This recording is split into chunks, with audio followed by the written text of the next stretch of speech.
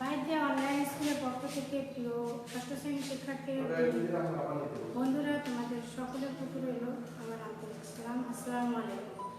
কেমন আছো তোমরা সবাই? আশা করি তোমরা সবাই ঘরে আছো এবং নিরাপদে আছো। অনেকদিন পর আজ আমি তোমাদের মাঝে উপস্থিত হয়েছি গণিত ক্লাস নিয়ে। আশা করি তোমরা ঘরে বসে অনেক কিছু শিখবে এবং বুঝবে। তাহলে শিক্ষার্থী বন্ধুরা, এসো আজ আমরা তোমাদের শেখাবো অষ্টম অধ্যায়ের তথ্য উপাত্ত বিষয়। দেখো শিক্ষার্থী বন্ধুরা, তোমাদের বোর্ডে লেখা আছে অধ্যায় অষ্টম তথ্য উপাত্ত। তোমরা একটু বই খাতা কাগজ নিয়ে একটু সবাই রেডি হও।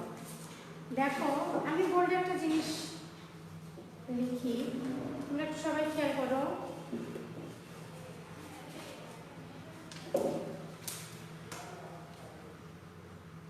রনির বয়স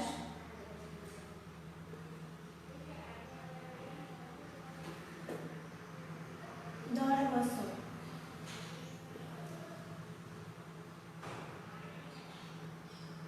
রাফির বয়স 11 বছর। রিনার বয়স 12 বছর। দেখো এটা কি? এটা একটা বয়সের হিসাব, এটা কিন্তু একটা তথ্য। তাহলে দেখো তথ্যটা হচ্ছে কি, কোনো কিছু সম্পর্কে জানাটাই হচ্ছে তথ্য।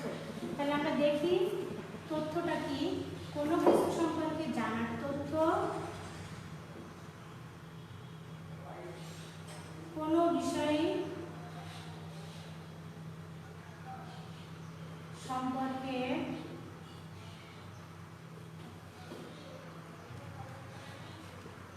জানাই হলো তথ্য।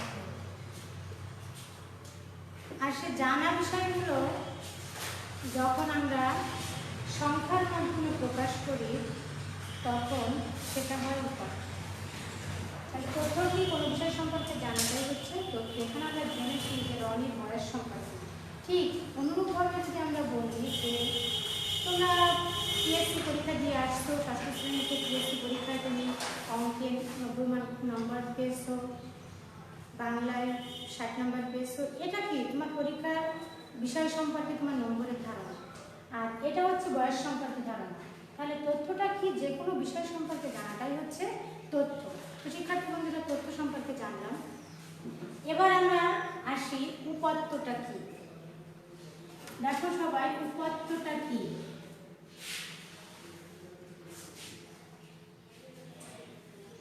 উপাত্তটা হচ্ছে যখন কোনো বিষয় তুমি জানবে এবং সেই বিষয়টা যখন সংখ্যার মাধ্যমে প্রকাশ করবা তখনই হবে সেটা উপাত্ত। কোনো বিষয় সম্পর্কে যখন তুমি জানবে এবং সেই জানা বিষয়টি যখন তুমি সংখ্যার মাধ্যমে প্রকাশ করবা সেটা হবে উপাত্ত। তাহলে তথ্য এবং উপাত্ত সম্পর্কে আমরা জানলাম। এবার দেখো আমরা তথ্য উপাত্তর মাধ্যমে আজকের ক্লাসে আমরা কি কি জানব। সবাই একটু লিখে নাও।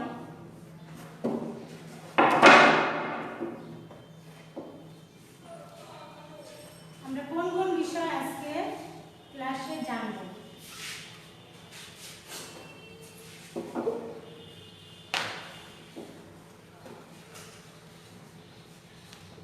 তথ্য, উপাত্ত,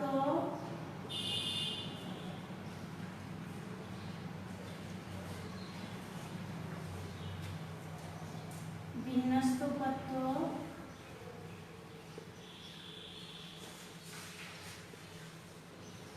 অবিন্যস্ত উপাত্ত,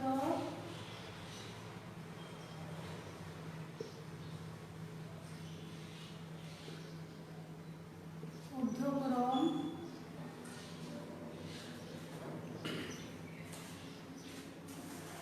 ও অধক্রম।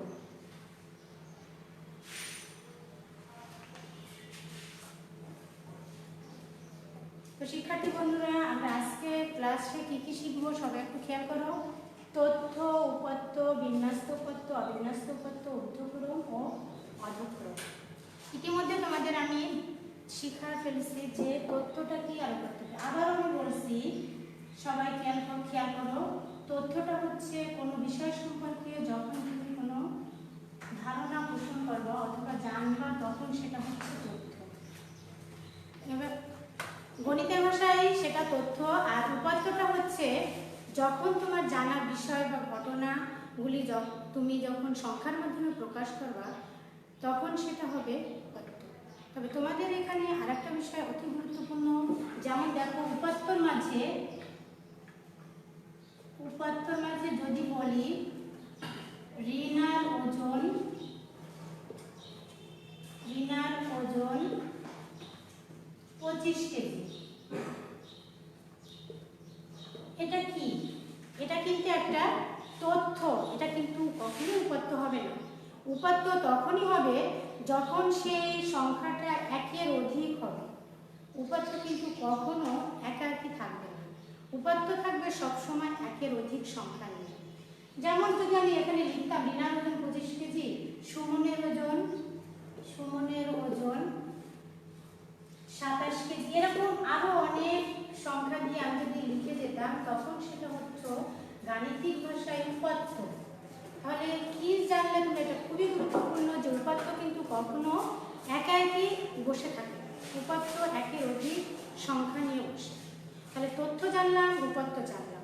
আচ্ছা শিক্ষার্থী বন্ধুরা, তোমরা তো অনেকদিন স্কুলে না এসে বাড়ি আসো, এবার তোমাদের কাছে আমি প্রশ্ন করি যে তোমরা যখন স্কুলে ঘুমের থেকে ওঠো, স্কুলে আসবার সেই উদ্দেশ্যে তোমাদের বাড়িতে অনেক কাজ থাকে বাড়িতে, তারপর সেই কাজগুলো কমপ্লিট করে কিন্তু তোমাদের স্কুলে আসতে হয়। আচ্ছা দেখো তো, আমি বোর্ডে কিছু লিখি, তারপর তোমাদের এই বিষয়ে বলছি। সংখ্যা লিখি আমি 4, 1, 7, 9, 2, 5, 11, 8। এটা কিভাবে লিখলাম? এটা একটা সংখ্যা বা উপাত্ত। তাহলে এইগুলো কি সুন্দরভাবে আছে? শিক্ষার্থী বন্ধুরা খেয়াল করে একটু, এগুলো কিন্তু কোনো ক্রমে সুন্দরভাবে নেই, সংখ্যা পরপর বসানো আছে, কিন্তু এটা কিন্তু সাজানো গোছানো নেই। ঠিক তোমার মতো তুমি যখন সকালবেলা ঘুম থেকে ওঠো তখন কি তুমি সাজানো গোছানো পরিপাটি থাকো? বলো, থাকো না। ঠিক যখন স্কুলে রওনা হবা তার আগ মুহূর্তে তুমি কেমন হয়ে যাও? সুন্দর করে চুলটা আঁচড়াও এবং যা কিছু প্রয়োজন, ড্রেসটা পরো, বই খাতা গুছাও, ব্যাগ গুছাও, টিফিন গুছাও, তারপরে কিন্তু তুমি স্কুলে আসার উদ্দেশ্যে রওনা হও। এতগুলো কাজ তোমাকে কিন্তু একের পর এক কমপ্লিট করে আসতে হয়। তাহলে তখন তুমি কিন্তু একেবারে পরিপাটি গোছানো, এই কাজটা কিন্তু অগোছালো তোমার ঘুমের থেকে ওঠার মতো। তাহলে এটাকে যখন আমি গোছাবো, দেখো খেয়াল করে তুমি একটু গুছিয়ে ফেলো, অর্থাৎ সাজিয়ে ফেলো। তুমি যখন স্কুলে আসো যেরকম ভাবে সেজে আসো, গুছিয়ে আসো, আমি একটু সাজিয়ে ফেলি। বোর্ডে একটু খেয়াল করো, প্রথমে আমার কোন সংখ্যা আসবে? 1, তারপরে 2, তারপর 4, 5, 7, 8, 9, 11। এবার কি হলো দেখো তো, এবার কিন্তু সংখ্যাগুলো সুন্দরভাবে সাজালাম। এই সাজানোটাই হচ্ছে আমার, আগেই বলেছি আমরা কি কি শিখবো। আমি দেখো ওখানে লিখে রেখেছি বিন্যস্ত উপাত্ত।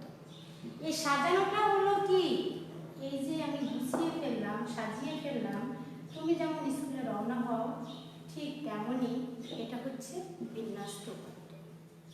আবার বিন্যস্ত উপাত্ত কিন্তু এই যে এটা কি, ছোট থেকে বড়, এটা কিন্তু সাজালাম ছোট থেকে বড়। এবার দেখো এটার নাম কি হলো? বিন্যস্ত উপাত্ত। যেটা সাজানো গোছানো, এলোমেলো নয়, সুন্দর করে গোছানো, সেটাই হচ্ছে বিন্যস্ত উপাত্ত। তো শিক্ষার্থী বন্ধুরা তোমরা একটু লিখে নাও বিন্যস্ত উপাত্ত কি। যে উপাত্তগুলো সাজানো গোছানো, এলোমেলো নয়, সেটাই হচ্ছে বিন্যস্ত উপাত্ত।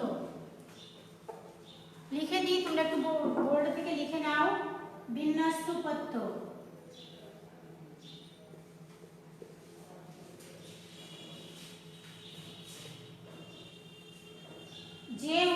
উপাত্তগুলো সাজানো গোছানো এলোমেলো নয়, সেটি হচ্ছে বিন্যস্ত উপাত্ত। যে উপাত্তগুলি সাজানো গোছানো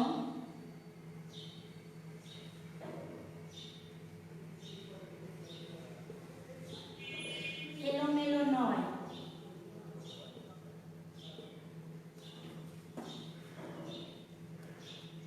সেটি হচ্ছে বিন্যস্ত উপাত্ত।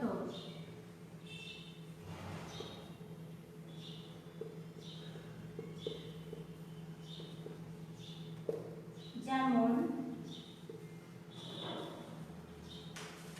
1 2 3 4 5 6 7 8 9 10 এরকম ভাবে তোমরা যে কোনো সংখ্যা যখন সাজাবা, ছোট হোক বড় হোক সেটা কোনো বিষয় না, যখন সাজানো গোছানো থাকবে সেটাই হচ্ছে বিন্যস্ত উপাত্ত। তাহলে কোনো সমস্যা নেই, আশা করি তোমরা সুন্দরভাবে শিখছো। এবার দেখো অবিন্যস্ত উপাত্ত। অবিন্যস্ত উপাত্তগুলো ঠিক এর উল্টোটা। আশা করি তোমরা বুঝেই ফেলছো যে অবিন্যস্ত উপাত্তটা কি। যে অবিন্যস্ত উপাত্ত হচ্ছে তুমি যখন ঘুম থেকে ওঠো ঠিক সেটাই হচ্ছে তোমার অবিন্যস্ত উপাত্ত। তোমার মতো যখন ঘুম থেকে ওঠো তখন তুমি এলোমেলো অগোছালো, আর ঠিক উপাত্তগুলো যখন এলোমেলো থাকবে সেটাই হচ্ছে অবিন্যস্ত উপাত্ত। তাহলে অবিন্যস্ত উপাত্তটা কি? যে উপাত্তগুলি সাজানো নয় অর্থাৎ এলোমেলো,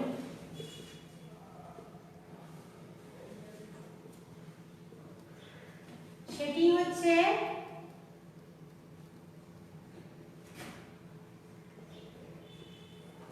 অবিন্যস্ত উপাত্ত।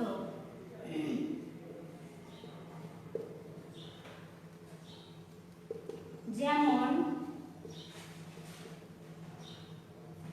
7 9 1 5 3 12 18 16। এটা কি? এটা দেখো কোনো নিয়ম নীতি রক্ষা করেনি, কোনো নিয়মের ভিতরে সে পড়েনি, শুধু সংখ্যাগুলো বসে আছে, উপাত্তগুলো বসে আছে। তাহলে এটা হলো কি উপাত্ত তোমার? এটা হচ্ছে অবিন্যস্ত। তাহলে আমরা তথ্য শিখলাম, উপাত্ত শিখলাম, বিন্যস্ত শিখলাম, অবিন্যস্ত শিখলাম। আশা করি তোমাদের কোনো সমস্যা হচ্ছে না, সুন্দরভাবে শিখছো। এবার আমরা শিখবো, দেখো আমি আবারও বলছি, লিখছিলাম প্রথমে, এরপরে আছে আমার ঊর্ধ্বক্রম এবং অধক্রম।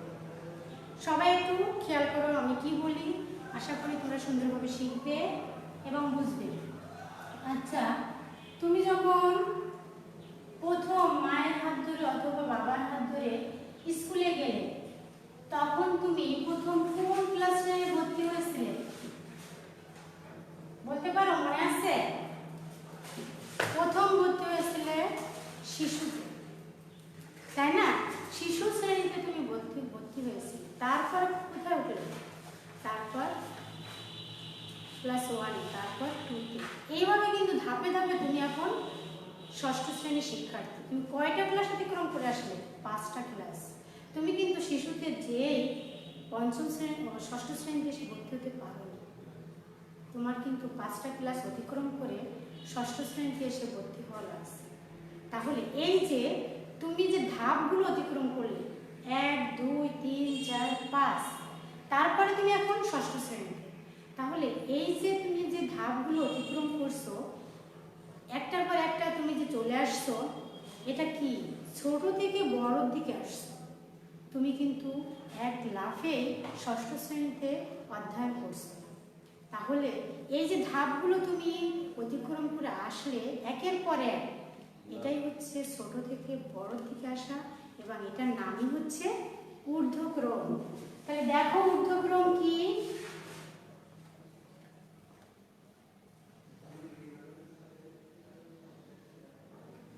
শিক্ষার্থী বন্ধুরা, কি শিখবো আমরা এখন? শিখেই ফেলেছি ইতিমধ্যে ঊর্ধ্বক্রমটা কি। ছোট থেকে বড়র দিকে আসা, এটা হচ্ছে অর্থাৎ ছোট সংখ্যা থেকে যখন আমরা বড় সংখ্যার দিকে আসবো তখন সেটা হবে ঊর্ধ্বক্রম। যেমন ছোট সংখ্যা হতে বা উপাত্ত হতে, ছোট সংখ্যা হতে বা উপাত্ত হতে, উপাত্ত হতে যখন যখন আমরা বড় সংখ্যা বা উপাত্তর দিকে যাই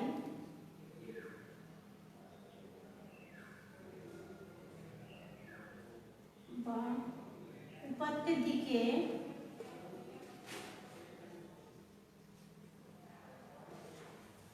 যাই তখন সেটা হয় ঊর্ধ্বক্রম।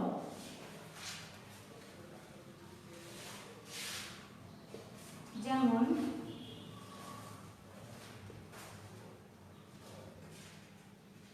প্রথম, দ্বিতীয়, তৃতীয়, চতুর্থ, পঞ্চম, অথবা এরকম 1 2 3 4 5। তোমরা যদি বড় সংখ্যা হিসেবে দিতে চাও তাহলে কি আমরা যদি এভাবে লিখি 11 থেকে যদি শুরু করি 11 12 13 এভাবে তোমার যেভাবে খুশি উপাত্তগুলো ঠিক যেভাবে তোমাকে বলবে ঠিক সেইভাবে তুমি যখন সাজাবা ছোট থেকে বড় সেটা হবে তোমার ঊর্ধ্বক্রম। তো শিক্ষার্থী বন্ধুরা আশা করি শিখছো যে ঊর্ধ্বক্রমটা কি, ছোট থেকে বড় দিকে যাওয়া। কোনো সমস্যা নেই, আশা করি ঊর্ধ্বক্রম শেখা হয়ে গেল। এবার আমাদের সর্বশেষ যেটা শেখার বিষয় সেটা হচ্ছে অধক্রম।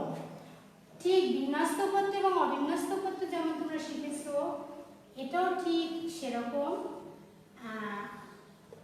উল্টোটা, সেটা হচ্ছে অধক্রম। ঊর্ধ্বক্রম ঠিক যেভাবে শিখলে তার উল্টোটাই হচ্ছে অধক্রম। সবাই একটু খেয়াল করো।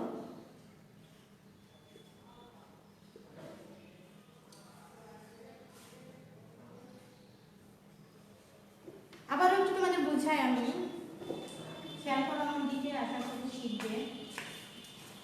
মনে করো তোমাদের ক্লাসে কোনো এক বন্ধু হয়তো কোনো সমস্যায় জড়িত, সে নিয়মিত ক্লাসও করতে পারে না অথবা ক্লাসের পড়াগুলো রেডি করতে পারে না, পারিবারিক সমস্যা থাকতে পারে, তার শারীরিক সমস্যা থাকতে পারে না অনেক সময়। এখন সে তোমাদের মতো ফাইনাল পরীক্ষায় অংশগ্রহণ করতে পারবে না। তার মানে তোমরা ফাইনাল পরীক্ষা দিয়ে তুমি কিন্তু ক্লাস 7-এ উঠে গেলে, আর সেই ছাত্র তোমার বন্ধু ও কিন্তু প্রমোশন পেল না, ও কিন্তু সেই 6ষ্ঠ শ্রেণীতে থেকে গেল। তুমি উঠে গেলে কি ক্লাস 7-এ, ও থেকে গেল 6ষ্ঠ শ্রেণীতে। তাহলে ওর কি হলো? ওর কি কোনো উন্নতি হলো? কি আরেকটি ধাপ এগোতে পারলো? ও কিন্তু জায়গায় বসে থাকলো। ঠিক এরকমভাবে যখন কোনো শিক্ষার্থী অথবা যখন কোনো সংখ্যা তার উপরের দিকে না যেয়ে নিচের দিকে আসবে, অর্থাৎ বড় থেকে ছোটোর দিকে আসবে, বড় থেকে ছোটোর দিকে আসবে, তখন সেটা হবে অধক্রম। কি বললাম? যখন বড় সংখ্যা থেকে ছোট সংখ্যার দিকে আসবে তখন সেটা হবে অধক্রম। তাহলে কি লিখবো আমরা? যখন কোনো উপাত্ত বা সংখ্যার মাধ্যমে, যখন কোনো উপাত্ত বা সংখ্যার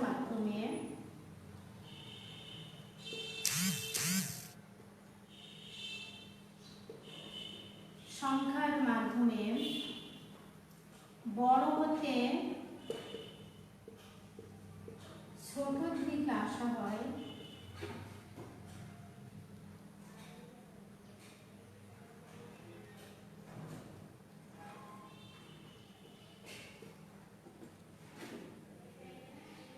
যখন কোনো উপাত্ত বা সংখ্যার মাধ্যমে বড় হতে ছোট উপাত্ত বা সংখ্যার দিকে আসা হয় তখন সেটা হয়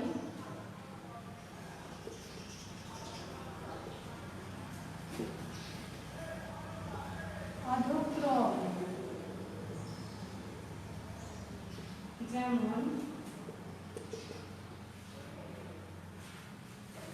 যেমন দেখো তুমি এখন 6ষ্ঠ শ্রেণীতে পড়ো, তাহলে 6 দিয়ে শুরু করি, 6 5 4 3 2 1। ঠিক এভাবে যদি আমি শুরু করি 99 98 97 95। এভাবে যখন তুমি বড় থেকে ছোটোর দিকে আসবা ঠিক তখন সেটা হবে অধক্রম। তাহলে তুমি অধক্রম নিশ্চয়ই শিখে ফেলেছো। যখন কোনো উপাত্ত বা সংখ্যার মাধ্যমে বড় থেকে ছোট উপাত্ত বা সংখ্যার দিকে আসা হয় তখন সেটি হয় অধক্রম। তাহলে আমরা কি কি শিখলাম শিক্ষার্থী বন্ধুরা, আমি আবারও রিপিট করছি তোমাদের সুবিধার জন্য। সবাই একটু আমার কথা খেয়াল করো। আমরা প্রথমেই দেখে নিচ্ছি, আমরা অষ্টম অধ্যায়ে আলোচনা করছি। অষ্টম অধ্যায়ের নাম হচ্ছে তথ্য এবং উপাত্ত। কি কি শিখলাম আজকের ক্লাসে আমরা দেখো শিখেছি তথ্য কি, উপাত্ত, বিন্যস্ত উপাত্তর ভিতরে আবার ভাগ আছে যে বিন্যস্ত উপাত্ত, অবিন্যস্ত উপাত্ত। সে বিন্যস্ত উপাত্ত এবং অবিন্যস্ত উপাত্ত দুইভাবে ভাগ থাকে, সেটা হচ্ছে ঊর্ধ্বক্রম এবং অধক্রম। এই ধাপগুলো আমরা কিন্তু আজ অতিক্রম করলাম। পরবর্তী ক্লাসে কিন্তু আমরা পরের থেকে এগোবো। তোমরা একটু আবার খেয়াল করো, আমি সব তথ্যগুলো আবার তোমাদের জানাই দিচ্ছি। তথ্যটা কি? কোনো বিষয় বা ঘটনা যখন তুমি জানো তখন সেটি হয় তথ্য। যেমন তুমি পঞ্চম শ্রেণীর ইয়েছি পরীক্ষায় তুমি বাংলায় পেয়েছো 60, গণিতে পেয়েছো 90, বাংলাদেশ বিশ্ব পরিচয় পেয়েছো 70। এটা কি? তোমার পরীক্ষার একটা তথ্য জানো, এটা হচ্ছে তথ্য। আর এই তথ্যগুলো যখনই তুমি কোনো সংখ্যার মাধ্যমে প্রকাশ করো সেটা হয় উপাত্ত। আর আমি বলেছি তোমাদের, মনে আছে কিনা আমি জানি না, যে উপাত্ত কিন্তু কখনই একা একই বসে না, উপাত্ত সবসময় হবে একের অধিক। মনে আছে নিশ্চয়ই। এরপর আমি তোমাদের শেখাচ্ছি বিন্যস্ত উপাত্ত কি। আমি উদাহরণ দিয়েছি, তুমি যখন ঘুম থেকে ওঠো তখন তোমার চেহারা কেমন থাকে, তুমি কীরকমভাবে থাকো, ওটা হচ্ছে অবিন্যস্ত থাকে। আর যখন তুমি স্কুলে রওনা হও, সুন্দর ড্রেস পরো, চুলটা সুন্দর করে আসাও, ব্যাগটা গুছাও, ওইগুলো গুছাও, টিফিন গুছাও, তখন তুমি কিন্তু একেবারে পরিপাটি হও। তখন সেটা হয় কি? বিন্যস্ত উপাত্ত। যেটা যে উপাত্তগুলো বা সংখ্যাগুলো সাজানো থাকে সেটা হচ্ছে বিন্যস্ত উপাত্ত। আর অবিন্যস্ত উপাত্তটা হচ্ছে ঠিক এর উল্টোটা, যে যখন তুমি ঘুম থেকে ওঠো তখন হচ্ছে সেটা তুমি নিজেই অবিন্যস্ত উপাত্ত। তাহলে এলোমেলো বিষয়গুলো যে এলোমেলোভাবে যে সংখ্যা বা উপাত্তগুলো থাকবে সেটা হচ্ছে অবিন্যস্ত উপাত্ত। এরপরে আসছি আমরা সেই উপাত্তগুলো কীভাবে থাকে, কীভাবে সাজানো থাকে, যে ছোটো থেকে বড় থাকে না বড় থেকে ছোটো থাকে। আমি উদাহরণ দিয়েছি যে তুমি কয়টা ধাপ অতিক্রম করে ষষ্ঠ শ্রেণীতে এসেছো, প্রথমে শিশুতে গেছো, তারপর 1, 2 করে তুমি 5টা ক্লাস অতিক্রম করছো। ধাপে ধাপে ছোট থেকে বড়োর দিকে আসছো তুমি, এরপর আরও বড় হবে, অনেক সুন্দর জায়গায় যাবে, তখন তুমি কি আরও অনেকগুলো ধাপ অতিক্রম করবে। ওটা কি? ঊর্ধ্বক্রম। তুমি কিন্তু ঊর্ধ্বক্রম অনুসারে এগোবে। তাহলে কি হলো, ছোট থেকে বড় দিকে যখন তুমি আসবে তখন সেটা হবে ঊর্ধ্বক্রম। আর অধক্রমটাও ঠিক অবিন্যস্তর মতো উল্টোটা, যখন তুমি বড় থেকে যখন ছোটোর দিকে চলে যাও তখন কিন্তু সেটা হয় অধক্রম। তাহলে আজকের পাঠে কিন্তু আমরা এতগুলো জিনিস শিখে ফেললাম। তাহলে আমি তোমাদের আজকে কিছু বাড়ির কাজ দিয়ে দিব, তোমরা সবাই খাতায় লিখে নাও। সবাই খেয়াল করো, আমি তোমাদের কিছু বাড়ির কাজ দিচ্ছি। একটা উদ্দীপক দিচ্ছি আমি,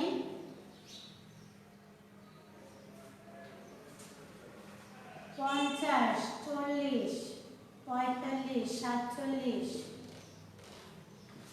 50, 42, 44, 44,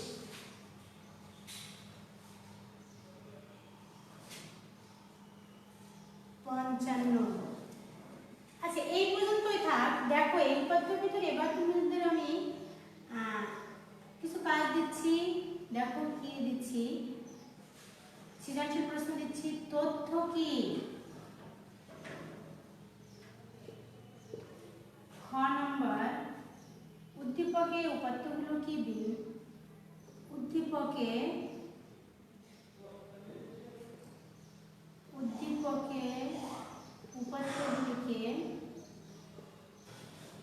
উপাত্তগুলি বিন্যস্ত করো।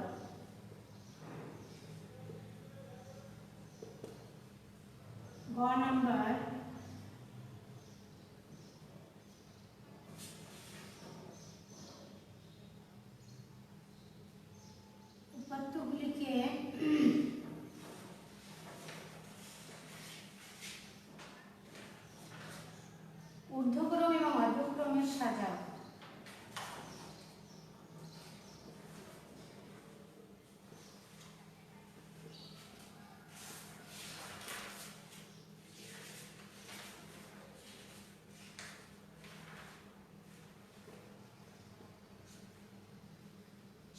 একটু বাড়ির কাজগুলি লিখে নাও। সৃজনশীল প্রশ্ন তথ্য কি? আমি একটা উদ্দীপক দিয়েছি, এটা খ নম্বর উদ্দীপকের উপাত্তগুলি বিন্যস্ত করো, গ নম্বর উপাত্তগুলিকে ঊর্ধ্বক্রম এবং অধক্রম অনুযায়ী সাজাও। আমার আজকের ক্লাসে যা আমি আলোচনা করলাম সেটাই তোমাদের বাড়িতে দিলাম। আশা করি সুন্দরভাবে বাড়ি কাজটি কমপ্লিট করবে এবং আগামী ক্লাসে আমরা এর পরবর্তী যে ধাপগুলো সেগুলো শিখবো এবং পরিসংখ্যান অঙ্কগুলোও কিন্তু করে নেব। তোমরা আশা করি সেই ক্লাসে অংশগ্রহণ করবে এবং বাড়ি থেকে সুন্দরভাবে ক্লাসগুলো দেখবে এবং শিখবে। আবার আমি তোমাদের সামনে এসে হাজির হব পরবর্তী ক্লাসে এরকম সুন্দর একটা ক্লাস নিয়ে। আশা করি তোমরা সবাই বাড়িতে থাকবে, ভালো থাকবে, সুস্থ থাকবে এবং নিরাপদে থাকবে। তো সবাই ভালো থাকো। আল্লাহ হাফেজ।